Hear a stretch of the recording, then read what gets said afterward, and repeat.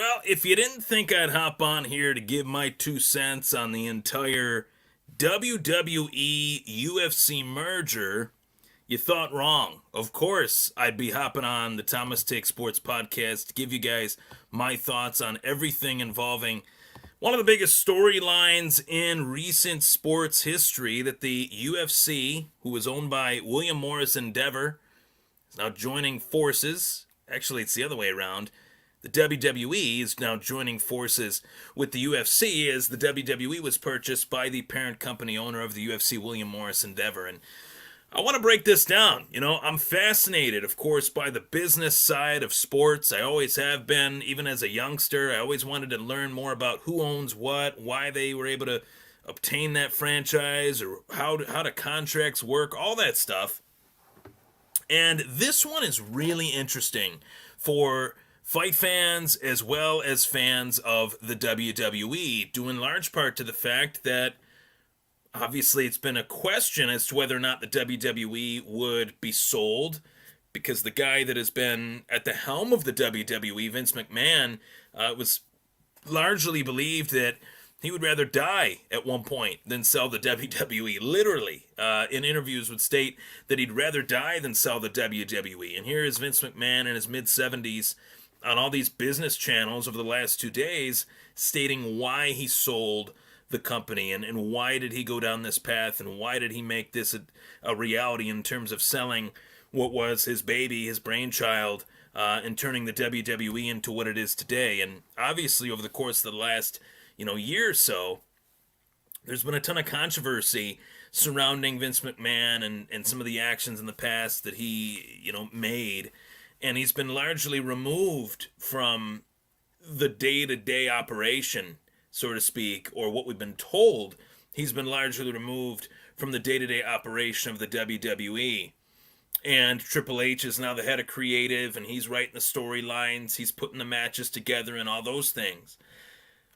And I believed that, actually. I did believe that, and I think that was true for a time, but I think we'd even go back to the last few weeks, especially the last few days, we'd question, how far out was Vince in reality? Was Triple H actually, the head of creative, but hey, I'm Vince McMahon, I'm calling the shots, I put you in charge of creative only temporarily, but this is my show, this is my network, this is my company, rather.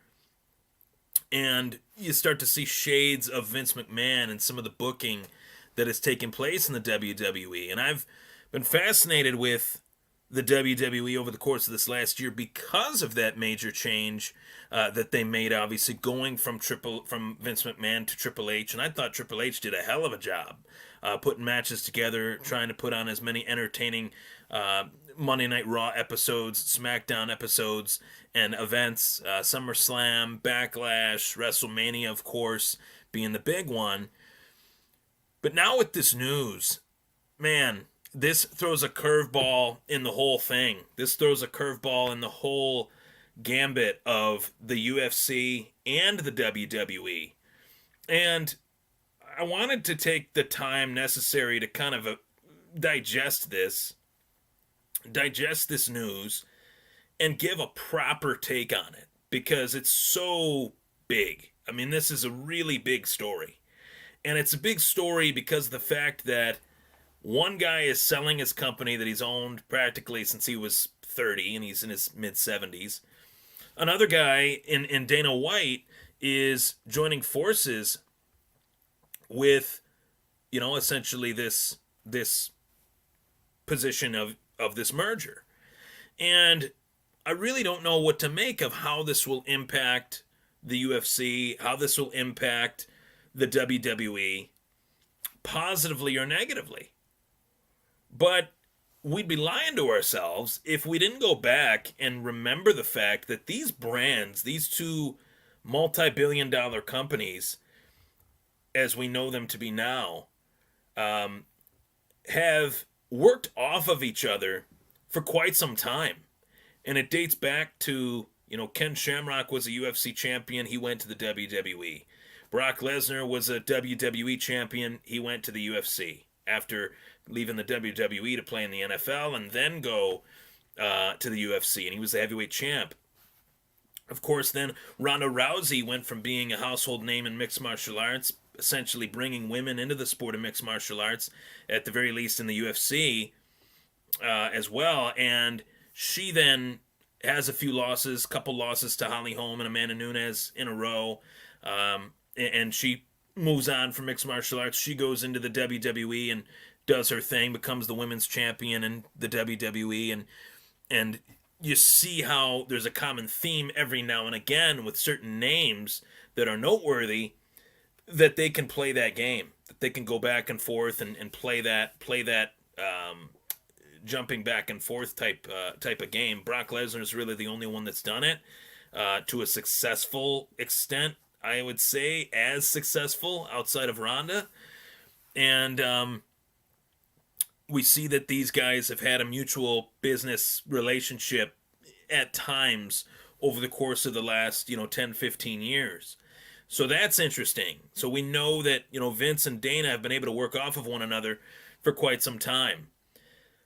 I think as well, the one thing that I would give the WWE more credit for than anything over the course of the last 30 years, which is really essentially my lifetime, is their fantastic ability to consistently build stars. Obviously, they have a distinct advantage in doing so, being that these are scripted matches, scripted outcomes, scripted circumstances where they can prop somebody up, give them a push. That's a term that's used in the wrestling business, that they can give anyone a push that they want. Whereas the Ultimate Fighting Championship can't really necessarily work like that, because it's an actual competition. There's actual fighting taking place with real martial art disciplines learned by both combatants, men or women. And I think, and I hope, that this merger will lead to the opportunity for the Ultimate Fighting Championship to be able to have better access towards building stars. And maybe, just maybe, they'll be able to feed off of one another in terms of doing that. You might see some UFC fighters step into certain matches to bring more eyeballs to their career. You might see some WWE wrestlers sitting octagon side rather at some big events that would allow these brands to kind of use the shine off of one another to prop themselves up. And that is first and foremost my point that I want to make, is that the UFC right now, I think, is at a really awkward point. And I say that in all due respect, because the UFC's had 3 of their most successful years ever in terms of monetary gain and turning a profit and selling out arenas. The UFC's doing better at that than they've ever done. But they're not exactly building stars in the way that Dana White was able to do so in 2007, 2008, 2009, to 2015. If you were to tell me that the UFC doesn't really have a star outside of Conor McGregor, 9 years later from when Conor first broke out, I would say that that's a massive problem for the company and that they wouldn't be having that much success.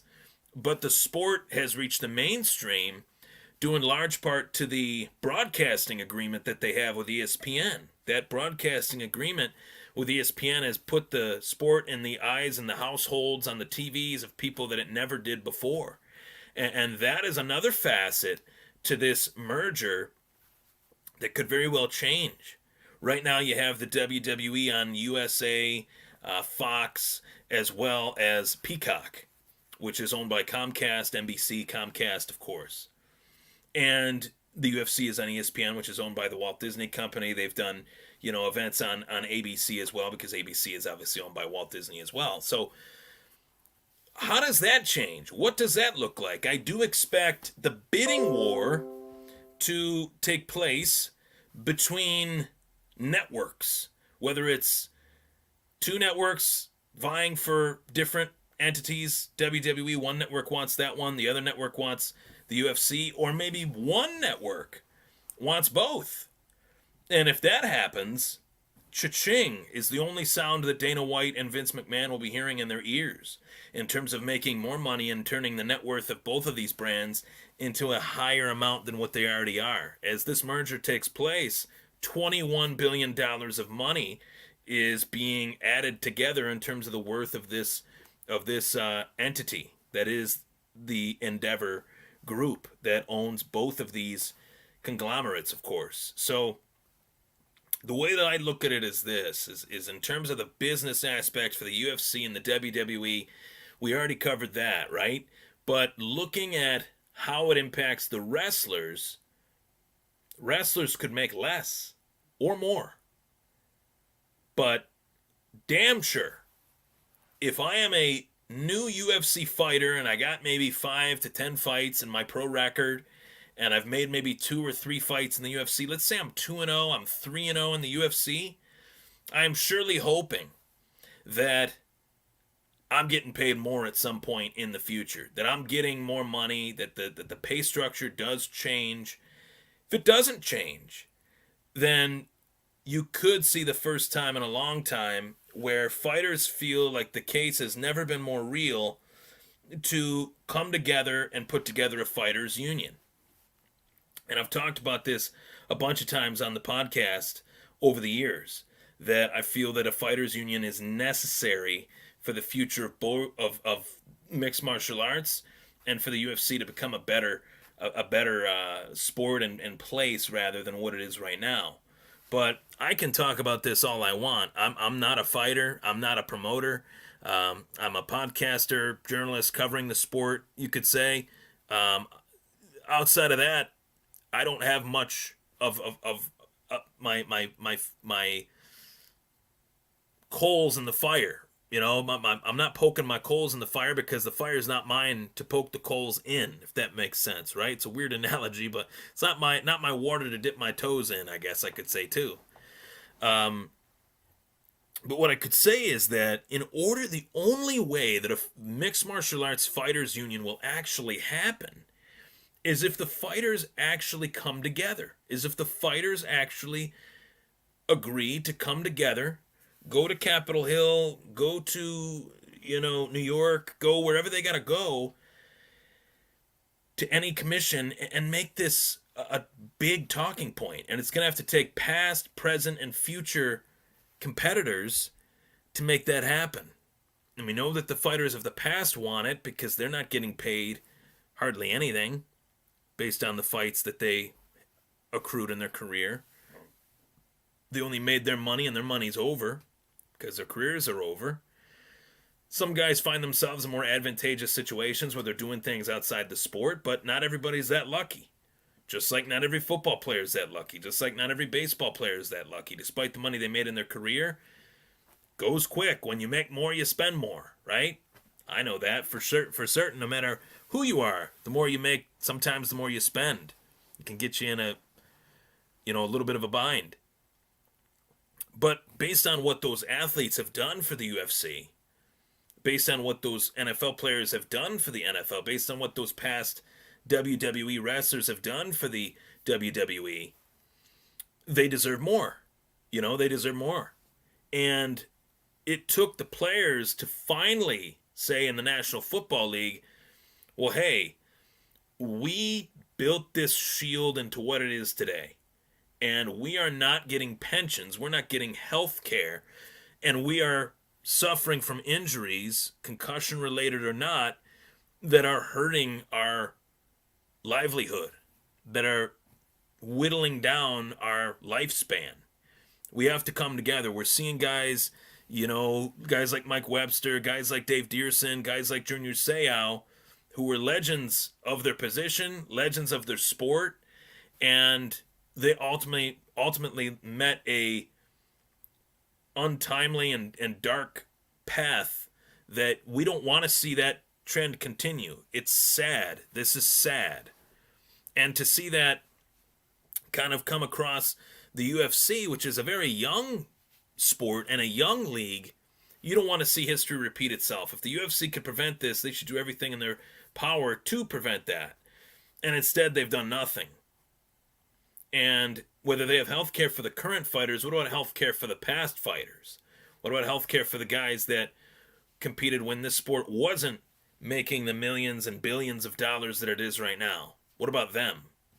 That's my point. But in order for anything to happen on that front, the fighters have to come together. It's going to take guys like George St. Pierre. It's going to take guys like Anderson Silva. It's going to take guys like Randy Couture to spearhead a movement that is very real, that I think would be very genuine coming from men that powerful, some of the biggest names in the sport, for that to happen. And it's been attempted, but it was attempted and it was failed. The attempt was failed. It has to be revisited.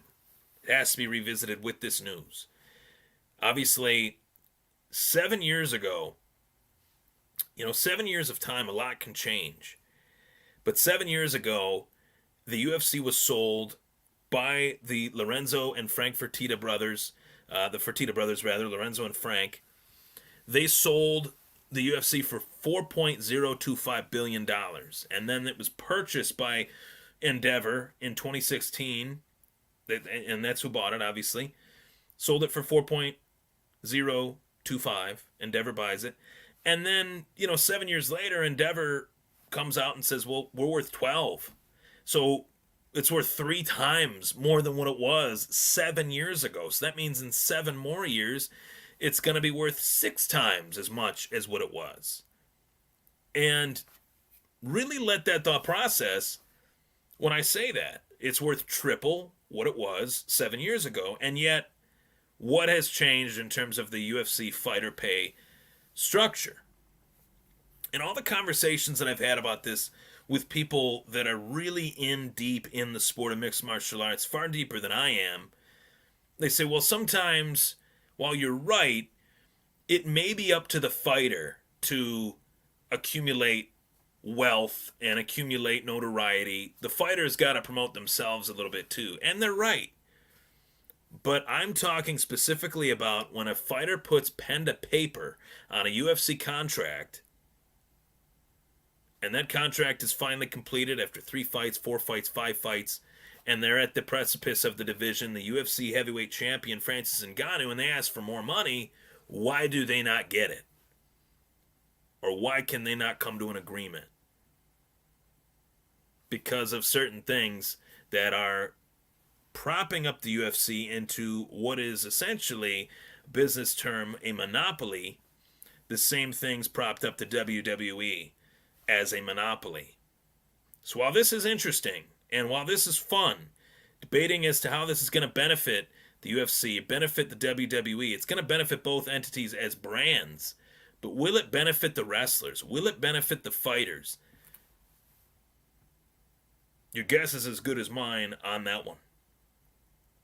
I'm Ryan Thomas. Thank you so much for tuning in to the Thomas Take Sports Podcast. The UFC and the WWE merger, what to expect from here, God only knows.